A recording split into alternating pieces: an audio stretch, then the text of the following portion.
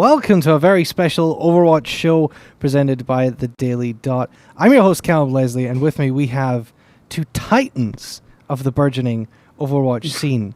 On the left, we have none other than the number one Overwatch player in the world, judging by there having been one tournament and his team having won it. It's Sam Lingle, or you may know him as Oplaid. The Oplaid, I think they call you, Sam. Well, maybe the sixth best player is the worst one on my team. Well, you're a team captain, right? So you can pretend that you're the best. Whatever. And we also have with us, we're very pleased to have Ben FishStix on the show. Obviously, Hello. A guy who's very involved in the Overwatch community and Twitch as well, so we can talk about that aspect of things as well. And he's running the FishStix Invitational this weekend with, I have to say, the most lucrative prize pool I've ever seen in esports. I know, right? The adoration of the Doing fans. this aspect so far. That's what it is. We'll get into all of that. But guys, Sam, we did a show last week. We talked about Overwatch and BlizzCon. But just kind of recapping, I guess, where Overwatch is right now. What's the state of the game coming out of BlizzCon? How are people feeling about it? Everyone who's played it loves it, I think, for the most part. It's just that not that many people have played it yet. It's still in closed beta, and they haven't really opened up the invites very much yet. So this coming weekend is the first stress test where they're really going to have a lot of people playing the game. And I think that's going to get people pretty excited about it. It's going to be a lot of people's first chance to actually touch Overwatch. Yeah, it's I haven't got in yet. I'm still a little bit salty about it. Just saying. I made a post on Reddit about how I hadn't got a beta invite yet, and I'm still waiting for that Reddit post to get me my beta invite, because that's how it works. You and about 50,000 other people. Yeah, exactly. FishStix, how are you feeling about the game? Amazing. Absolutely amazing. You know, we, myself, Sam, many others out there, come from what I'd like to call as niche FPS games and communities. I mean, TF2, arguably not quite so niche. It's a little bit bigger than the others. But as a general collective of niche FPS gamers, that's Tribes players, Quake players, Enemy Territory, Dirty Bomb, so on and so forth, Team Fortress Classic, all of these games. DOD? That's one I had to look up the other day. They have a different type of fan, and this might be the one game that will unite all these people in one place. So honestly, I really couldn't be more excited. Yeah, it feels like you FPS players in that side, you know, obviously there's the Call of Duties and the Halos and the Counter-Strikes that have their esports scenes, but kind of the Team Fortress 2, the Quake, that kind of thing. You guys were around a long time ago in esports, but now as esports is having its big, you know, breakout moment, right, heading into 2016, you guys are looking for a title for your community, and you think Overwatch could be the one, Ben? Clearly. First of all, it's a Blizzard game, so the polish is incredible. The game already feels, looks, and performs quite well. I mean, even on older computers, people are able to run this game at a decent level. And it's Blizzard, which means they're going to be putting a ton of money behind it. You know, they claimed that Heroes of the Storm wouldn't be an esport title that they pushed unless the community pushed it first. Well, guess what? It turned out that they ended up having a $250,000 tournament at BlizzCon the same year that they said that. So I don't have any insider information, but I think that there's not a chance in hell that Blizzard doesn't push this game as an esport and doesn't have a $250,000 tournament at BlizzCon next year. So not only is it a great game that unites all these different genres and game players together, but it's Blizzard supporting it as well. What do you? I mean, so Here's the Storm was actually $500K, I think, right? It was $250K for the other events. So they $500 actually for put up Heroes of over the Storm. $1 million in prize money over the course of like the road to BlizzCon for Heroes of the Storm. I mean, you'd have to think they'd probably do more than that for Overwatch, right? I mean, a lot of us are hoping that. It seems very reasonable considering, you know, the size of the landscape and how it's growing, and also Overwatch is kind of like more of a new frontier. Heroes of the Storm has these huge competitors it's trying to, you know, claw its way against. But Overwatch is a game where they can kind of come out and be, you know, the prominent game in this kind of genre that hasn't really been served since, you know, maybe since Team of Two's release in 2007. Yeah, and it's, as you say, it was something that Blizzard have talked about actually all the way through with Overwatch, is that this could potentially be an esport, and it was something they weren't necessarily as afraid of as they were with Heroes of the Storm. And we'll see for 2016, Heroes of the Storm is going to get like $2 million, right, with the $1.5 million circuit. It seems like the future could be bright for Overwatch, Sam. Do you think Overwatch could be like an esport that competes on the level with something like Counter-Strike? I mean, who knows? A couple of years down the line, there's a lot of things that it would have to, a lot of barriers for it to overcome to get there.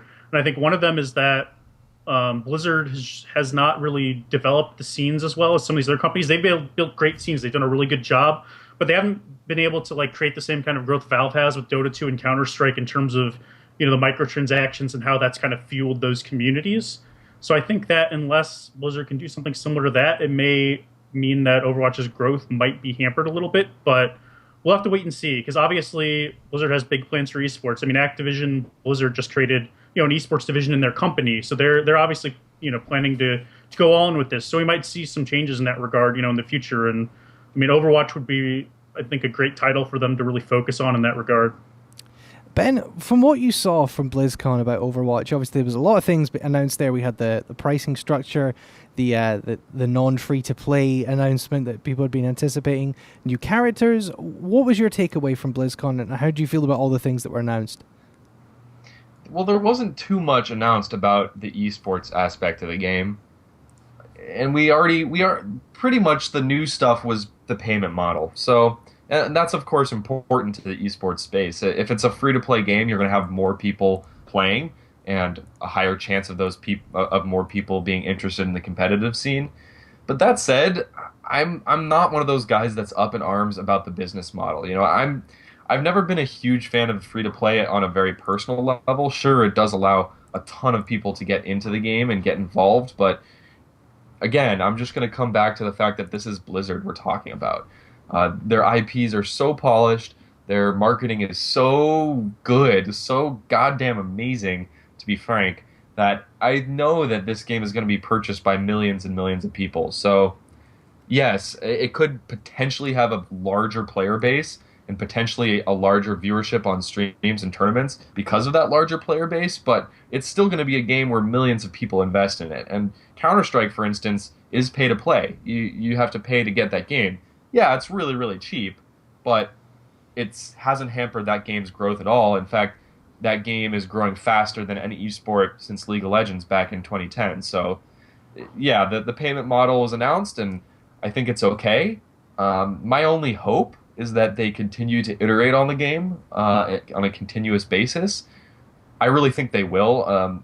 They see what's happening in the space, and I don't think that they're going to just push out a product and let it be. Like, I think we will see additional maps. I think we'll see additional game modes. I think we'll see patches, balance going on into the foreseeable future. And I also suspect that we're going to see probably expansion packs with more characters, or maybe just more characters added for free. So as long as they continue to iterate on the game and add content to it, I think we're in a great spot in terms of esports. Now, if they don't, I don't know.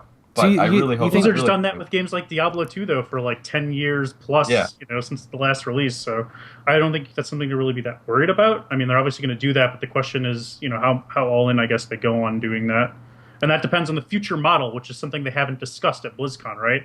They only discussed the initial $40 release. So that's, one reason why people, I think, are worried. But, I think Blizzard will figure something out and it'll work out. Yeah, they seem to be downplaying the potential for future characters at BlizzCon. There was people were asking about future characters beyond this 21, and their answer was, well, we think 21's a good number. And, are you going to, what's the plan for future heroes? Well, we like the ones we've got. You seem confident, though, that they are going to bring in more heroes in the future, Ben? I would be very surprised if they don't. I really would. I mean, there's so much room for innovation in Overwatch, and so many of these characters are combining aspects from different games and different genres. Like, they have transcended genres with Overwatch already, and a lot of the transcendence has come in learnings that have come from the MOBA space. So I really suspect that they will continue to emulate what's some of the most amazing aspects of MOBAs, which is the diversity in characters, the sheer breadth of characters. So I would, if I'm a betting man, I would put serious cash on the fact that they're going to be adding more characters down the line. Whether that's for free or with expansions, I'm not sure, but I'm quite certain it'll happen eventually. And we saw Overwatch blow up on Twitch when the beta first came out, right? It was one of the very top games on Twitch. Hundreds of thousands of people were watching it. It has kind of dipped slightly since then. I don't know, Ben. What are you seeing from this from a Twitch perspective? It's funny that you say that. One of the functions I play at Twitch is I'm the guy that comes up with a lot of the viewership predictions for our events and all kinds of things. I personally thought Overwatch was going to be slightly bigger, and I was public about this on Twitter. But in retrospect, it makes sense, right? You have millions of people who have said, I am interested in this game, but only, I don't even know how many people are in the game, but only a small fraction of a percentage of those millions of people are able to play. So once it first came out, there was a ton of hunger and appetite to watch. But once you put in 10, 20 hours watching, it's only going to be the extremely ultra hardcore people that want to watch beyond that point. They've already seen the game. They already know what all the characters can do. They don't need to watch anymore because they already have a general understanding of the game. So I think we're going to see viewership grow quite a bit more once more people have access, and they want to aspire to be Seagull now. They want to aspire to be these top players, learn from these top players. But as it stands right now, what good is learning from a top player if you can't ever actually apply that knowledge? So, to be honest, I thought it would be a little bit more, but it makes total sense, and in no way am I running around saying the sky is falling. I think it's very logical that more people aren't watching. Sam, what do you think? What do you think, Sam? It's kind of in like Destiny World of Tanks territory right now on Twitch. I mean, I was just wondering, do you feel like, something similar kind of happened with Heroes of the Storm? It was obviously never near as big when it was first, viewable on Twitch, but it kind of had the same thing where like only small people were playing it, and then the initial hype with the initial stream rush kind of died off, and it never really recovered. I mean, do you feel like that could be a worry for the future of Overwatch? I mean, obviously it's a little different because Heroes of the Storm has a lot more competitors that are already established titles, but what do you expect? Well, I don't agree that it never recovered. Heroes of the Storm has grown a lot since it's been growing as an esport. We have individual Heroes of the Storm players. I'll call out ZP as an example, someone who comes from the Tribes community and who's also going into Overwatch. I mean, there's a period where he was getting 2,000-3,000 viewers whenever he streams, and he did not have a following before Heroes of the Storm. So I don't think that hurt Heroes of the Storm in the long run.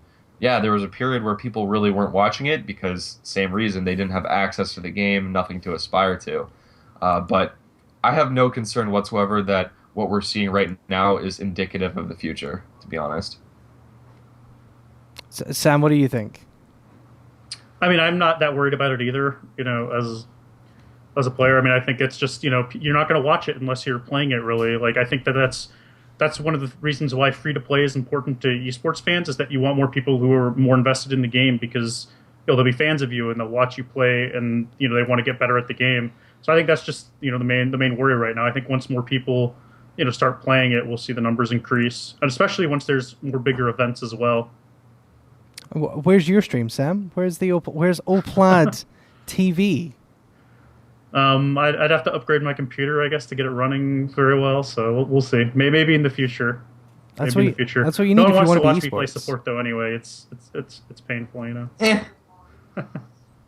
But who are the fun streamers to watch right now, Ben? I mean, shout some people out. Who should people be watching play Overwatch?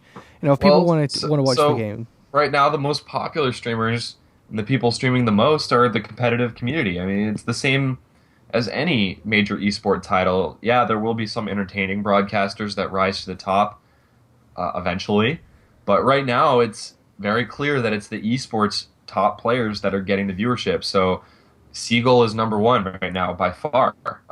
He's pretty much the roaming murderer of Not Enigma, Oplaid's team. So he plays these classes that are extremely exciting to watch. He plays Pharah and hits all kinds of mid-air rockets. His Genji is ridiculous. He plays a lot of Junkrat, and those characters are fun as hell to watch. He also he's put in the hours, and to be frank, he's actually a great streamer. He's good at responding to chat. When he's not in tryhard mode, he's very well-rounded streamer in general.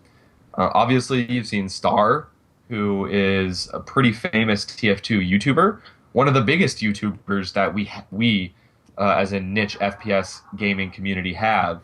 So Star's been getting a lot of viewers, but it's a pretty sharp drop off after that point, and it does drop off directly into more esports people. So you see Kudo Chop, who his team took second place in this last tournament. You see Cool Matt and Tailspin, who are playing for Hubris, which is probably the next best team behind Not Enigma right now. So it's mainly these top players that are getting viewership right now, and for good reason too. They're so goddamn good at this game. It makes me feel bad. Let's talk about the burgeoning competitive scene, because obviously for a game that has such a limited player base right now, the competitive scene hasn't quite taken off yet, but it's kind of bubbling there. It's simmering. It's ready to boil over, Sam. It's something you've been excited for a long time. We've talked about this for a long time, that you were planning your Overwatch teams before any of you got your hands on it. How did Not Enigma come together? Well, first off, Not Enigma, that's just a random name we use for a random tournament. We don't really have a team name, but I guess that's what people are going to call us now for forever. That's what you've called yourselves. So we didn't do this. It's on Wikipedia now, so we're stuck immortalized. I mean, forever. we can change it to Samuel's Angels if you want. Well, they might actually register us as that next tournament if you keep bringing that up. So there you go, Samuel's Angels. You heard it here first. I mean, everyone's been excited for this game. Obviously, Ben has been talking about, all these people from disparate competitive communities. Like, this is the kind of thing we wait for, is a game like this, where we can really, test ourselves against all these other good players, where there's actually going to be a high level of competition. Because that's really what a lot of us, are in this for, is the actual competition. Like, that's why we've been playing these small games, is because you can compete and show that you're the best. We obviously, it has to be a game we like, and Overwatch is a game we like, but that's one of the things that I guess drives us and brings us together.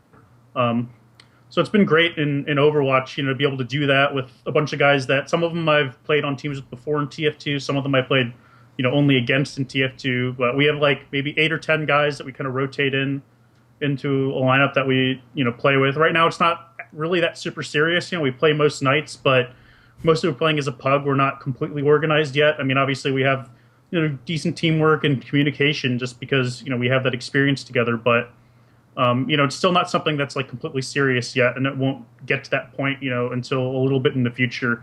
So it's fun. And I think now it's getting a little better. In the past week or so, there's been, past maybe 2 weeks. The first week or two, there's only maybe a handful of other guys who are really playing together as a team. But now there's actually, a couple other groups that are forming, that are getting together. Some just from, matchmaking, like the Pupstars team that we played in the finals of the tournament last weekend.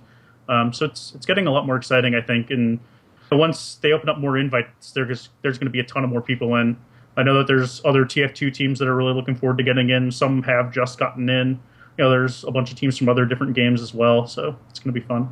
Ben, something Sam said was kind of interesting. Do you think that in some ways this is kind of like the super FPS? It's bringing together these players from all these other communities who've maybe not played against each other before, and I guess for your communities you can have arguments of it's kind of the the original mixed martial arts argument, right? It's like, could a karate guy beat a judo guy? Will you kind of TF2 guy beat a Quake guy?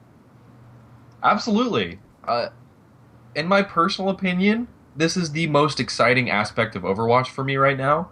Yeah, the game is great, but I said it before, Sam just said it.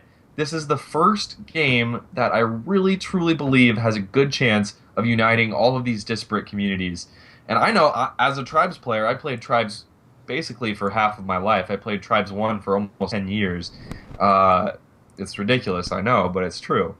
I have a lot of pride for being a Tribes player. And I look around in the competitive scene and I see Tribes players dominating.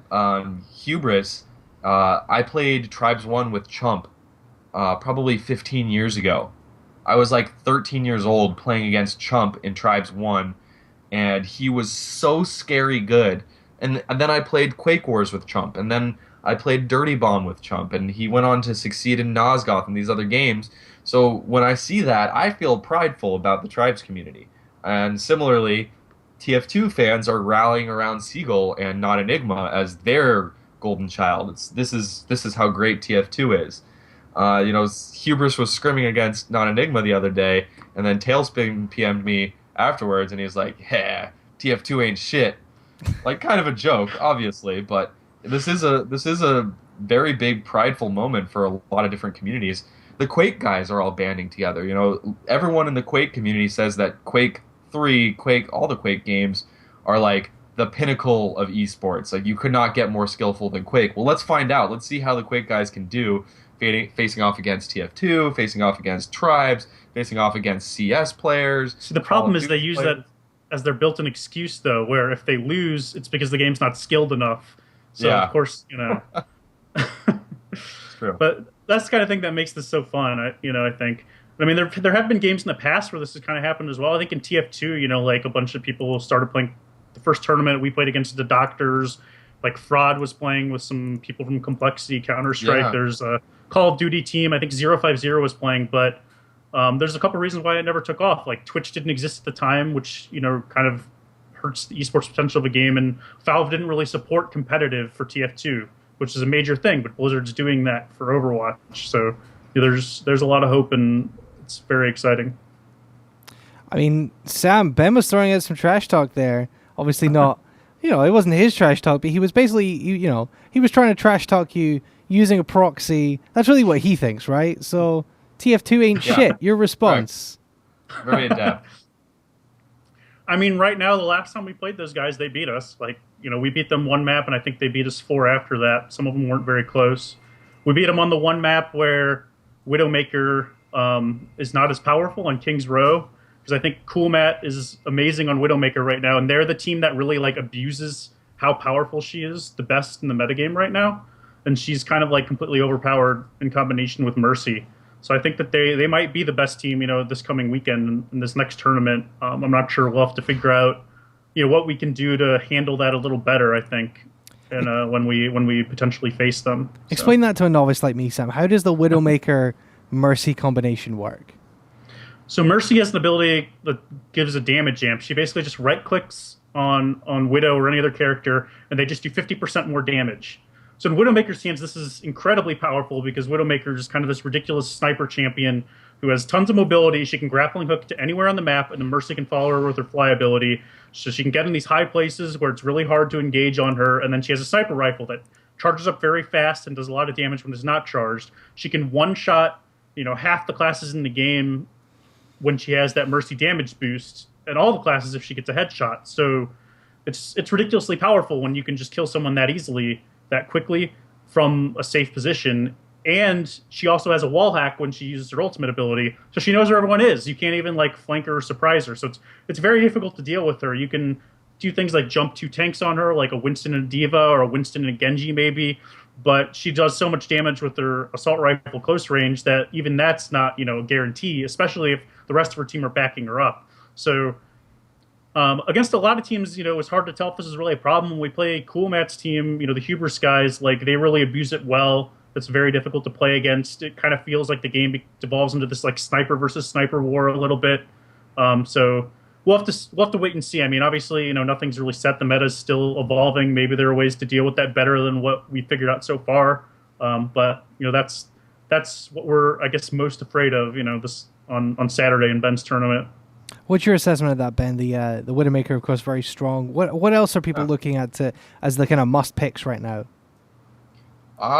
That's really it. I mean, well, the Mercy, but that's to boost the Widowmaker in part. Yeah, so that combination. We've had some vibrant conversations, to say the least, Yes. and we've got this chat going on right now with a lot of the top players playing right now, and I'm actively reaching out to these guys to ask about balance as much as I can, because I'm not the one who's figuring all this stuff out and dealing with it in scrims and matches. It's them. And yeah, Sam is right. Literally everyone agrees that Mercy is the must-have champion or hero, or what do you even call them, character in the game right now, because of her damage boost, because of her heal. She makes anyone else better, especially that Mercy Widowmaker combo. Other than that, the only other thing I've heard frequently is that Torbjorn and Bastion are kind of underpowered. Other than that, pretty balanced game. Really is. Every character has their own uses in different parts of the map, so you have to be very adept at changing your team composition as the map progresses and changing your team composition to play against what the other team is choosing. But for the most part, almost all the characters are balanced. I have to say, when I was playing at BlizzCon, I haven't gotten the beta yet. I did get a chance to play a couple games at BlizzCon. Bastion was the go-to for me. Just sit in the corner, spam the Bastion. It was actually not to drop a name here on the desk, but that was a tactic suggested to me by one Jesse Cox, who's a YouTube personality who's been adopting this game very heavily, playing a lot of Overwatch. He said, nah, just go with a Bastion, sit in the corner and kill people. That worked for me, Sam. Well, it works great at BlizzCon when you're playing against a bunch of people who've never touched the game and don't know what's going on, don't know the maps, don't know how to flank you. Hey, Sam, you were in that queue, so not everyone didn't know what they were doing because you were in that queue as well. Actually, Ben was in that queue. We played him and ZPs, and we beat him. Yeah, we did. I was pretty happy about that.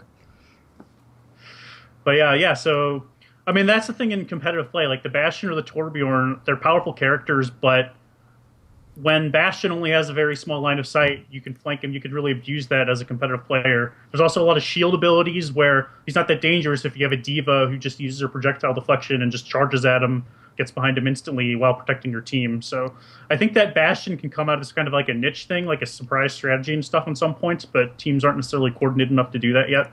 So we'll have to wait and see. Well, Ben, of course, you're here to talk about the FishStix Invitational this weekend. Your big tournament. It's so hype. Everyone's ready. 8 teams, 1 day, 0 prizes. Tell us, first of all, why you decided to run the tournament. Why? I kind of named it the FishStix Invitational as a joke to really show how unserious this is. We had a tournament last weekend, of course. Oplaid's team, not Enigma, ended up winning. And if you looked at Reddit, the #1 feedback was like, what the hell, this is bull crap, like there shouldn't be esports yet, no one even has access to the game, whatever, blah, blah, blah, blah, blah. My point in this tournament is this is not esports yet. This is us just testing the game. This is us just having fun. This is an organized thing just so people can see what organized TF2 looks like. That is the only thing that I'm trying to You mean organized Overwatch, here. Not organized TF2. Sorry, so I totally just realized that I did not book this room for more than 30 minutes, and someone was looking at me, so I got distracted. Overwatch. I might get kicked out of this room in a second. But it's fine. We can do this show with you roaming through Twitch headquarters in the corridors. Yeah, we could do that. I might have to actually. So really, I don't want people to think that this is an attempt to be the next big tournament. This is just for fun. That said, it is a lot of fun. I think there is a lot of interest. A lot of the, most of the top players are participating. Most of the top North American players are participating. And you ask, why am I doing this? No one else is. That's why. If someone else was, I would have been happy to cast it. I would have been happy to promote it. I would have been happy to support from the sidelines. But no one else was doing it, so I wanted to jump in and get involved. I mean, this is the game of my dreams, and that might sound cheesy. That might sound like I'm selling out, but it's actually true. Like, this is the game I have personally been waiting for 20 years. So, ever since I got into Tribes, I've always wanted something bigger, and this is the opportunity to do that. So, yeah, of course I'm going to get involved in every possible way that I can. And that's really the answer. And tell us a little bit about the format, because obviously Overwatch competitively is very new. The kind of how it's going to actually work in any competitive sense is kind of still up in the air. But you've gone with the stopwatch mode. What does that mean? Yeah, so the first tournament we held was, it's almost, you could almost say that the rule set is a farce. It's basically a coin. If two teams are very evenly matched, it's almost a coin flip scenario. Yeah, the better team is going to win a little bit more of the time, but not much. Because I'll try to keep this brief and explain it appropriately, but one team is attacking, one team is defending. Some maps are more biased towards attack or more biased towards defense. So the only way to balance it properly is to have one team attack, one team defend, and then you swap sides, and then the attacking team then defends, and the defending team then attacks. And then whoever is able to complete more of the map quicker is the person who's better at that map. So in the previous tournament, we did not have stopwatch mode, which means that it was if you did not complete a map, you lost the point. If you did complete the map, you won the point. So that's basically a farce in our eyes, is the competitive scene. So we need stopwatch mode. The game will not be an esport without stopwatch mode or an equivalent. So we're going to test it out as best as we can with the teams swapping sides, and then that deciding who's better at the map as a whole. Sam, hopefully that made sense to those who are uninitiated. Sam, what do you think of the stopwatch? Do you think it's the way to go? I mean, there's no other way to do like an attack defense format without stopwatch. Really, like there just isn't a fair way to score it. I mean, that's just how it is. So if you wanted to do a competition in Overwatch without that, you'd probably have to have different maps or something like that. Like a different format, whether it was CTF, which they said at BlizzCon didn't work, or something like that. So I mean, obviously, I think attack defend is where they want to go for some good reasons. Like it allows you to have more niche specialized characters, like defense characters, like Bastion or Symmetra are more viable in attack defend format, which makes a lot of sense. But you really need a fair way to score it, and stopwatch is the way to go. So, I mean, I have to assume they'll add that into the game, sooner rather than later. But we'll see, and hopefully tournaments like this one can kind of push them that direction. If they don't, let me put it this way: if they don't, we will have to fudge it in perpetuity, which is not a situation we ever want to be in. It's going to hurt the game long term if they don't implement stopwatch or something very similar to stopwatch. So, I mean, Blizzard, if you're listening, that. for God's sake, help us out. Do us a solid here. You say that, but at the Heroes of the Storm World Championship, they were still drafting using outside software because the draft in the game right now doesn't have bans, so they still haven't implemented that in Heroes. So, what? Yeah, it was hilarious looking at the broadcast. You had the team of like 5 players huddled over like this lady with a laptop, like inputting the picks. It was pretty awkward. It was like some 15-year ago stuff where you're like starting a match by like setting the move speed to 0 at the start of the game in Archon, and then like counting down and hitting go or whatever. And yeah, Esports has evolved from that point. Yes. We don't want that anymore. And what about the map pool, obviously, because we have different maps in Overwatch. Which are the ones that are most competitive, and what makes them competitive, Ben? Well, I'll defer more to Sam here. Yeah, I should just let Sam take this one. I mean, right now in Overwatch, there's kind of 2 different map types. They're both attack defend.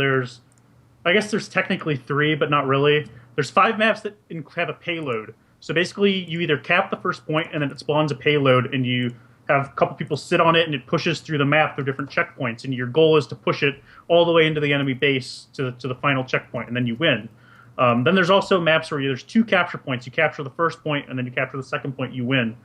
But right now, the 2-point maps are like not that fun or good for competitive play, in part because they're designed to be really choke point filled. So there's a lot of like boring action where you're just kind of spamming at each other or rushing through a choke point and getting mowed down. But it also makes for kind of random gameplay where if you rush and capture the point early, you can have your ultimates and just snowball the map in literally, minute and a half on like Volskaya or something. And then you basically would have an attack defend match that could last, 5 minutes total, which like that's not a very exciting match, right? If you like waited up for this big game and then it just takes 5 minutes, it's like, well, that was a great round. So the payload maps I think are a lot better in that regard. Like if one team makes like a big play that captures them a point or something, it gets 1 checkpoint. It's only 1 segment of the map, and there's multiple segments where a team can kind of recover from that.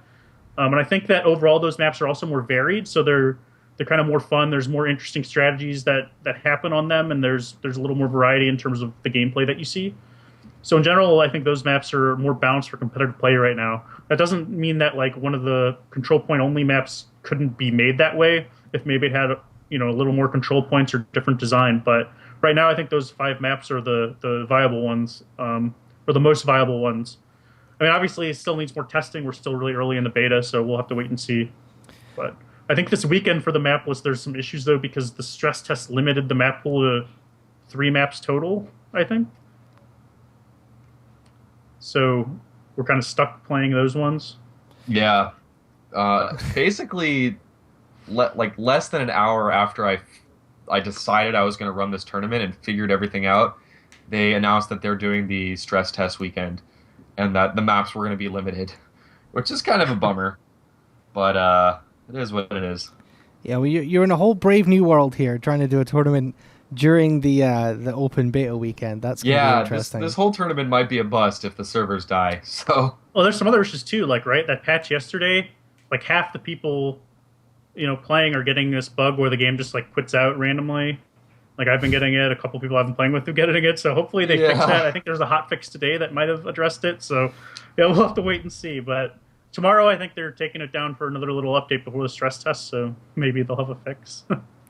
Well, moving on slightly from Overwatch. That's the beta. That's a beta tournament. Yeah, moving on slightly from Overwatch a little bit and looking more generally, I want to kind of go back to what we talked about, Benny. You said that Overwatch is the game you've been waiting for, and right now we have seen like a number of games like Overwatch coming out. We've got games like Paladins, games like Battleborn, all coming out kind of around the same time. What is it for you that makes Overwatch the game? Well, first of all, just to take a step back, I am so happy about this trend. It's amazing. If you are like me and Sam and you are an FPS gamer but you don't play Counter-Strike, Call of Duty, Halo, or Battlefield, there hasn't been a good game in a really long time.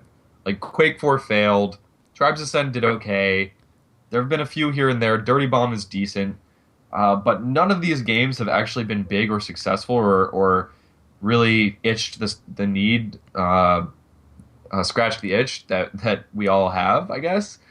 So the fact that all of these developers and publishers at once decided, hey, we all want to make class-based FPS where movement is like a core part of it.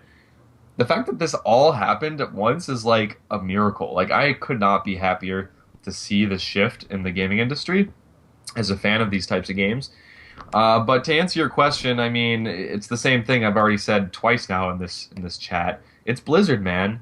The game looked and felt about as polished as it does today. When I very first played it at BlizzCon last year, a whole year ago, then we played again at PAX East, and it was amazing. Like, you could not feel that this game was in pre-beta form even a year ago.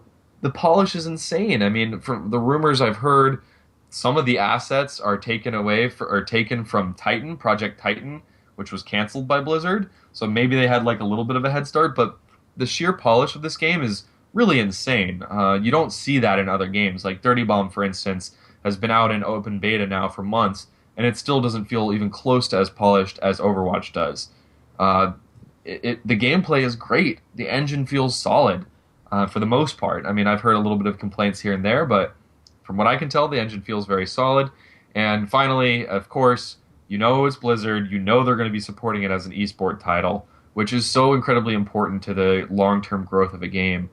One of the things that I just love to tout, to show to as many people as I can, is this graph of CSGO player base and the graph of where the major tournaments took place. And every time there's a major tournament with huge viewership, CSGO player base goes to a new high, might drop a little bit, but it plateaus higher than it was before. So esports is just incredibly important to the long-term growth of a game, and we know that Blizzard is going to be supporting it in that fashion. Sam, you got to play a little bit Paladins. It came out into beta yesterday. What were your first impressions of what little time you had with it? It's a fun little game. I mean, I feel like it might lack the depth that a game like Overwatch has. Like, in some ways, it's fast-paced. It's fast-paced and like kind of aim-based, where you're shooting at each other a lot. There's a couple abilities like Overwatch, but it seems like in terms of like the interactions between those abilities, doesn't have what Overwatch has in terms of like the teamwork and strategy. Maybe that's only because I've only touched Paladins for a little bit. They have this card system that's a little awkward and weird, especially for a new player, where you kind of level up and you get a random card. You get to pick one of 3 that gives you like these passive abilities and bonuses. And that kind of makes it like a random and odd experience. Sometimes it feels great because you get these cards you like and they synergize very well, and it feels awesome and you're super powerful. And other times you're just not, and you're just kind of confused why. So I think that's something they kind of need to look at. But I mean, overall, like the game is good. It's not as polished as Overwatch is, like Ben said, which has always been one of Blizzard's key strengths, I think. One thing I like about Paladins too, though, is that Hi-Rez Studios is backing it, and they've obviously Ben has maybe have a different experience with them than I do, considering what happened with Tribes. But I feel like they've kind of learned from their mistakes, and with Smite, they've done a pretty good job building an esports community from what's more of a niche community size-wise compared to like other MOBAs that they're competing with. So I think they might be able to do the same with Paladins, even if it might not be as popular as a game like Overwatch. So we'll have to wait and see.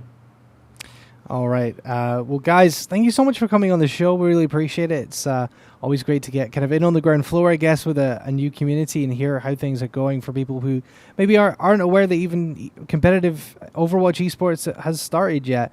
Ben, where and when can people find your tournament? Well, hopefully if the servers are up and people aren't crashing too much, Let's not start there. Let's not start with that. Let's just, it's going to work. Look, I'm trying to be as transparent here as possible. When I posted about this on Reddit this morning, I put a disclaimer right at the very top saying everything that I opened this conversation with. You know, this is informal. This is to test the rule sets. This is to get competitive Overwatch in front of more people. It's not supposed to be a huge, big esports extravaganza. There could be issues. There probably will be issues. I've never run a tournament myself before. I'm not coming in here with a big ego. I hope people understand if things go wrong, because they very well might. But if they don't, then we're going to be going live this Saturday, 12 p.m. Pacific time, right on my channel, twitch.tv/FishStix. The broadcast should be 2 to 3 hours, depending on how things go. Maybe even less, to be honest. It's going to be pretty short. It's just 8 teams, single elimination, best of 1 format for the first 2 rounds, and best of 3 for the finals. But it's going to be great. You know, we have all the top teams. Actually, I take that back. I just heard from the Quake guys that they're dropping out, so I'm really bummed about that. I think they're afraid they're going to get embarrassed, to be honest. Yeah, there I know you they go. haven't been scrimming a lot. So I mean, I don't know. We played them a couple days ago, and it was just like 6 guys running around the map. You know, they have pretty good aim, but that's not how you play like Overwatch. Yeah. So I don't know. You know, who knows? Well, Sam, Sam, they don't have like a set lineup either. So you've already started with the trash talk, Sam. But I was going to ask you. I mean, give us your trash talk. Tell us how you're going to win this weekend. I'm not like confident we're going to win. I mean, like I said, I think that Hubris. That's not what I was looking for. And, you know, they have a really good shot at beating us. I think they're the ones we're really looking out for. I mean, there's a couple other decent teams like the Pub Stars team we played in the finals. I'm not that worried about them, but they're a pretty good team, and they're able to beat us. You know, depending on any given Sunday, they could take a map from us, maybe 2. So, we'll have to bring our A game and play well. And I think it'll be, if we do play Hubris, it'll be a pretty exciting match in the finals. Semi-finals. I'm on the Not Enigma hype train. You guys are gonna go all the way. I'm gonna sit down watching it with my Not Enigma shirt on, which is a white T-shirt. I've just drawn in permanent marker Not Enigma on. If you go to Wikipedia, you can get the Carl Enigma Gangshang face with the crossed out sign on it. There's actually a logo. I just drew the name on a white T-shirt. That was I was improvising. He's the man himself, Enigma, the Enigma. I'm going to be selling those T-shirts, by the way. Natural selection and Team Fortress 2 player. If you guys get big, I'm going to sell them. He's from Ennis. That's cool. Of course he was, man. Zensity, that's like all those guys. Like really awesome. A lot of guys. There's a lot of TF2 players from that community. I think Sickness and Nadagast are still playing. Yes, I knew that. Yeah, I heard that before. All right, well you guys can chat all night clearly about Overwatch. You guys are so in love with this game, but we're going to get out of here for the Daily Dots Overwatch show. Thank you to Sam and FishStix for joining us. I've been Callum Leslie, your host, and maybe we'll see you again very soon. All right, sounds good.